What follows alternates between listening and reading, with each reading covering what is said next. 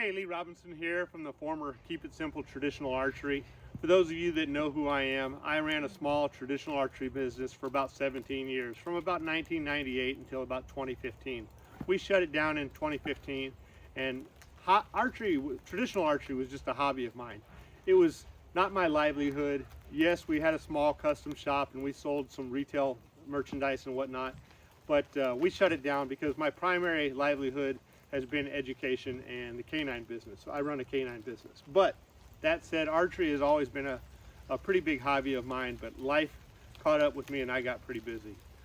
In this video though, we're gonna go about the construction of a shaving horse that I made.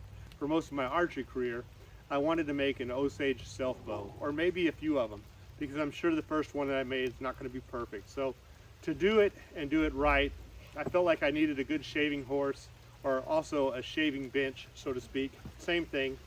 And this is what I constructed.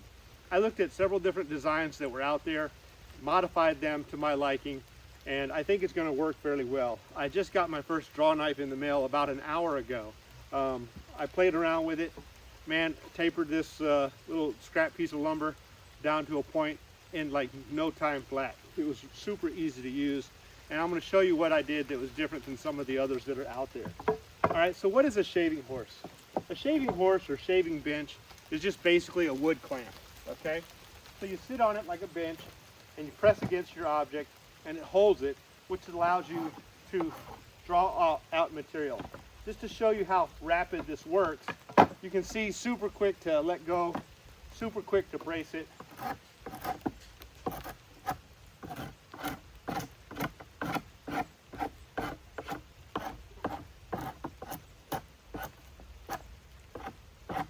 And you can radius an item into a round shape very quickly.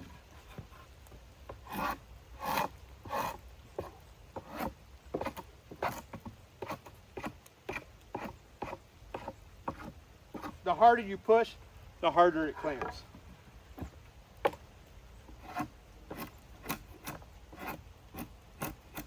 And so what is this used for?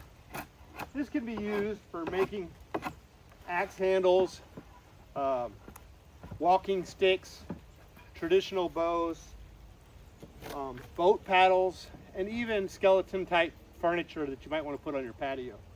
I was able to curve that out in no time flat, and if you wanted to be careful and cautious and really make some intricate detailed items, this wood clamp basically is super fast.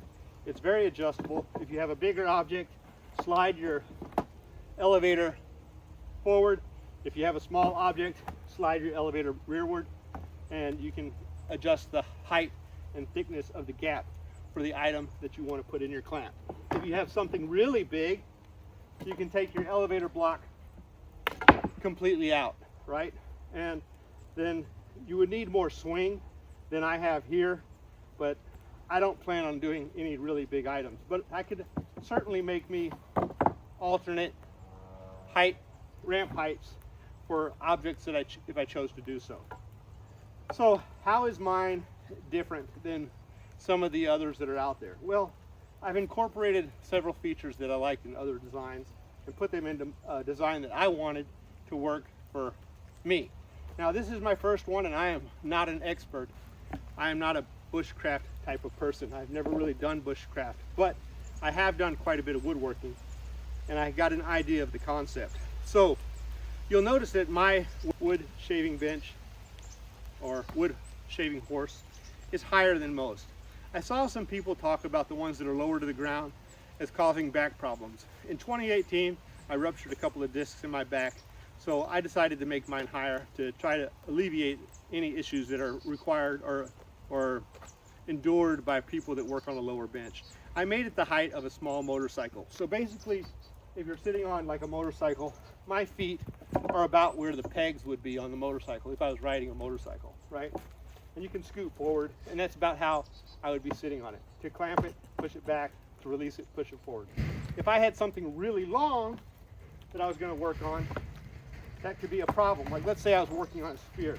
Well, I have to back up so far that now, because of the height of this bench, my foot is down low, and I may need to create a secondary elevated platform, but I have seen some people use like a bungee cord or a spring to attach to the foot and wrap it around the rear leg. That way they can brace an item should they be further back and they can't really stand on it, because gravity is going to pull that foot peg down. Yes, you could get up here and work on it, but it would be a little tricky if you had something really long. Of course, you can slide it forward and work on it in the bench and whatnot, but I figured I would just get me a spring or a bungee cord to wrap around it when I need to be off the bench or for a very long item. Okay, just to give you an idea of how fast this works on something, we have a groove in here, and I was playing around with it. Man, it really shaves it down fast.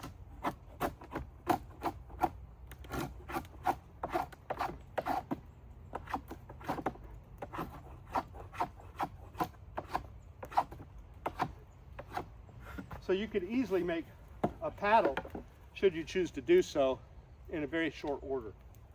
Or wood furniture, or in my case, a self bow. Now, what else did I do different besides the height? I saw some people say that the bench where you're seated should be a little bit higher than the ramp, the other leg. It made sense to me because, what did they say? They said when you're on level ground and you're raking, the bench would move, or you wouldn't be able to use the weight of the item as easily. It would clamp better if it was elevated, because the weight of the item is kind of working against you in a positive way, or working with you. There was a couple other reasons. I don't remember what it were, but I do remember reading that having an elevated seat made sense to me. So I made my seat slightly higher, just about an inch or two, than the other end. What else?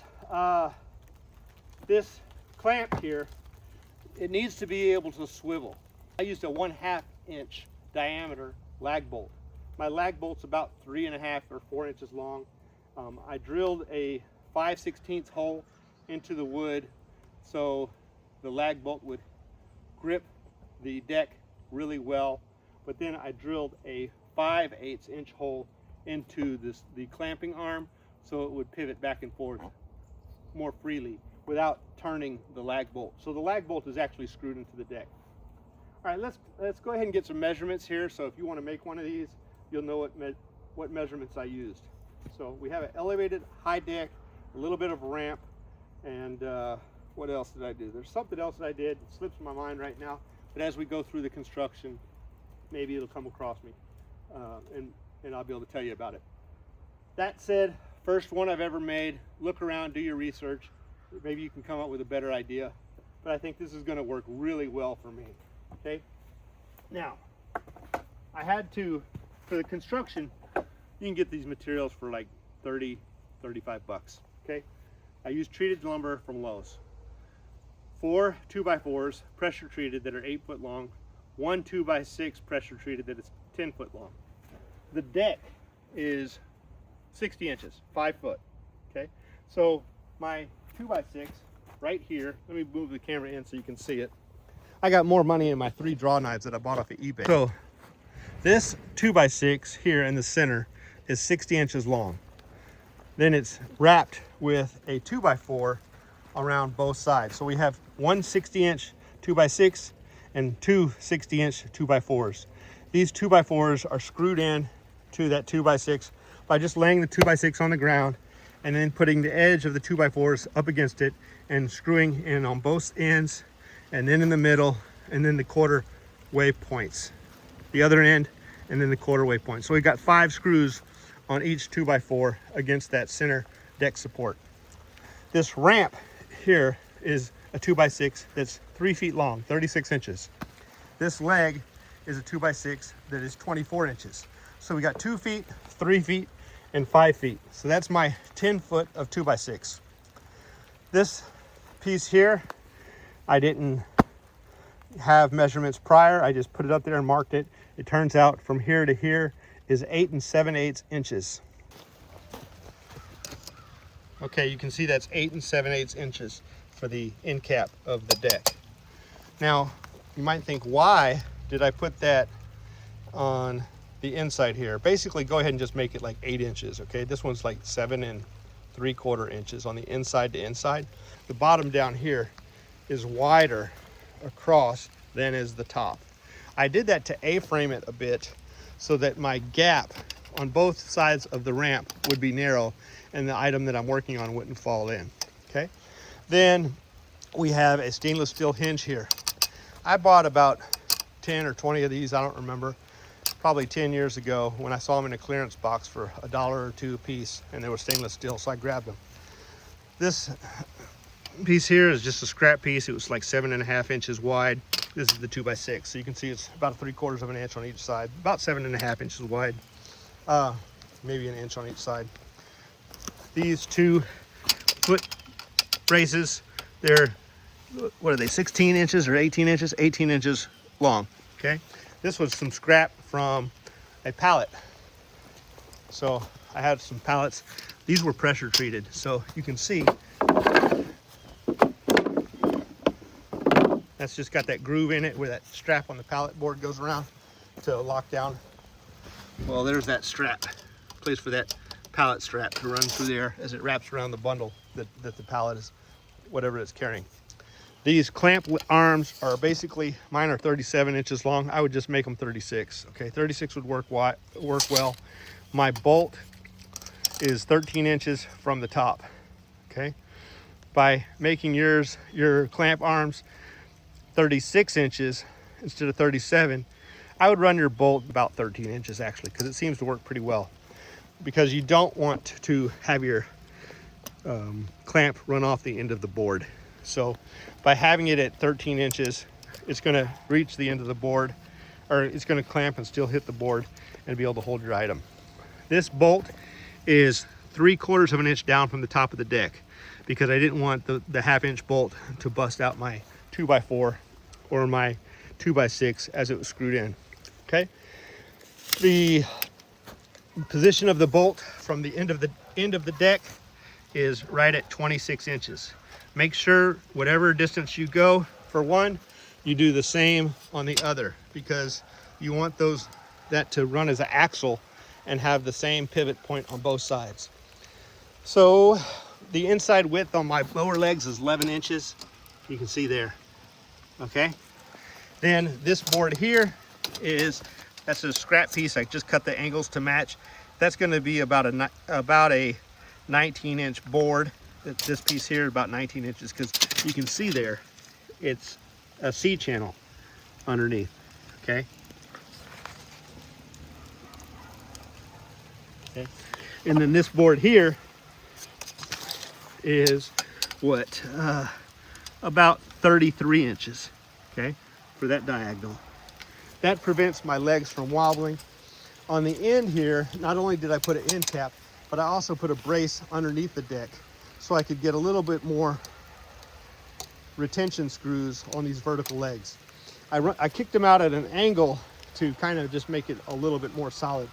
This foot brace here is like 22 inches from end to end, but 24 is fine. And you'll notice I cut these at an angle so for the kickback, and also at an angle so when I'm sitting on it, I don't have a sharp piece of wood poking me in my rear end. It's tapered downward on the edge here. This is tapered both this away because of the angle of the kickback, and also this away so my flesh doesn't feel any sharp corners when I'm sitting on it. I put, because I wanted to have more to put my screws in to secure my legs so it didn't strain. This recess for the ramp slide, this is just a 6x6 that I cut a tongue on to run down in that groove. The end of the ramp, the hollow right here, is 16 inches from the end. That was just a coincidence. When I drilled that out, I just kind of eyeballed it. I put my 5/8 inch drill bit there and each corner, drilled out actually it wasn't, it was a 3/4 inch or whatever drill bit. Drilled out my corners, and then used my skill saw to run my horizontals this way and my Sawzall to run my transverses for the ends to cut out that piece of wood. I think that is it. Let me do a quick recap here. Oh, you'll notice my clamp is double layered just because when I made it full height, I felt like I was too close to the end. So I dropped it down by just putting another piece underneath it. Look, it's not rocket science. It doesn't have to be built for extreme precision. If you have a board, if your leg comes out a different length as mine, that's fine. Just make the other one to match, okay? So 24, 36, 24, 36, and this one here is 28 from the highest point to the other highest point if it was measured at perpendicular or cut at perpendiculars, but it's cut at an angle, so it's actually like 26 and a half from this side to that end and 26 and a half from this side to that end. But if it was 90-degree cut, it would have been 28 inches from end to end. Okay, if you have any questions, let's see, did I leave anything out? I don't think I did leave anything out. My screws are 3-inch wood screws, and that's it. Y'all take care and have a blessed day.